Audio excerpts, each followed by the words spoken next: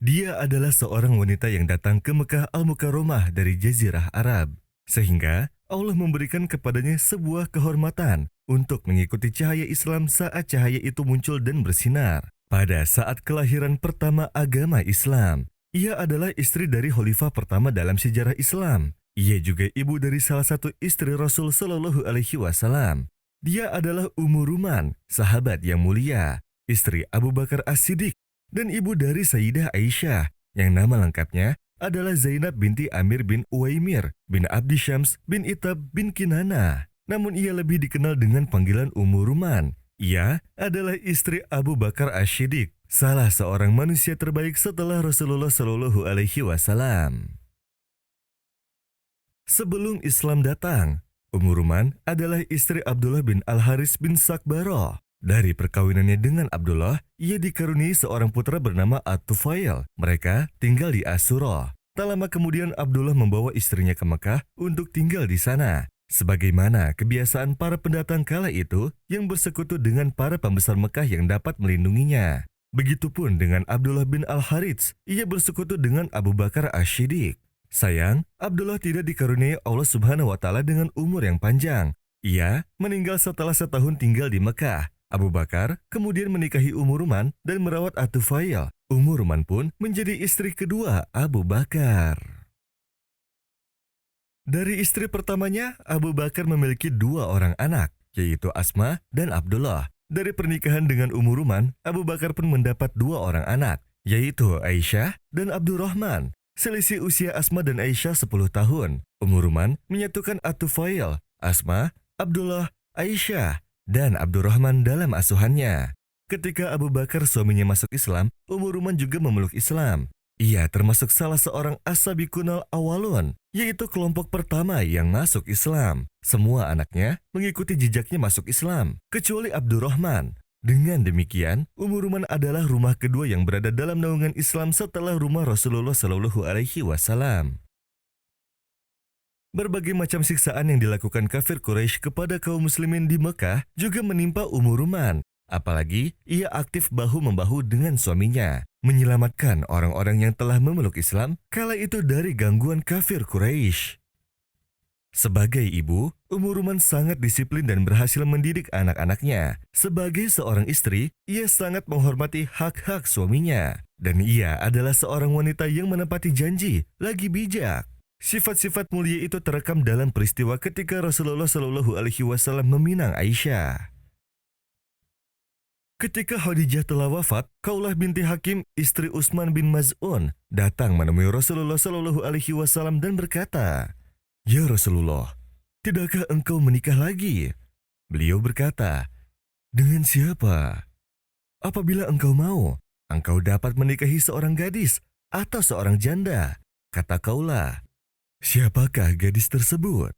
Ucap Rasulullah, "Putri hamba Allah yang paling engkau cintai di muka bumi, Aisyah binti Abu Bakar." "Lalu siapakah janda tersebut?" Jawab Rasulullah, "Yaitu Saudah binti Zam'ah.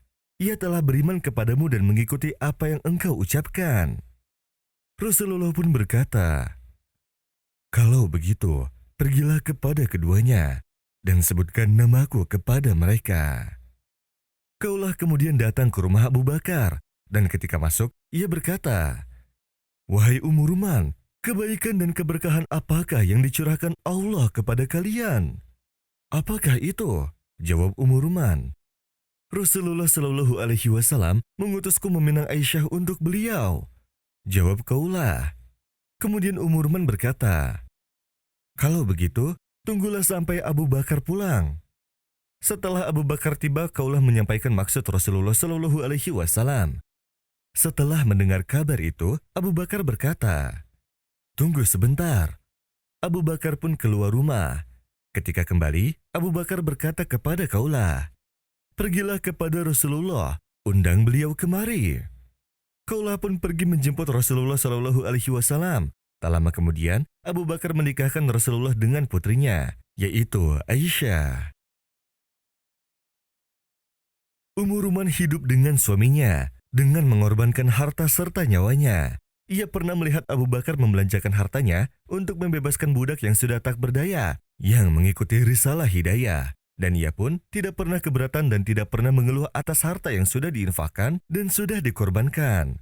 Tak lama setelah pernikahan itu, Rasulullah mendapat perintah untuk berhijrah. Beliau meminta Abu Bakar untuk menemaninya. Abu Bakar segera menyampaikan hal itu kepada istrinya Ummu Ruman. Berita itu tidak membuat Ummu Ruman takut. Meski ia harus tetap tinggal di Mekah bersama dengan anak-anaknya, di bawah ancaman bahaya yang mungkin terjadi, Ummu Ruman justru berkata, "Sesungguhnya keluarga Rasulullah Shallallahu Alaihi Wasallam harus menjadi teladan kita."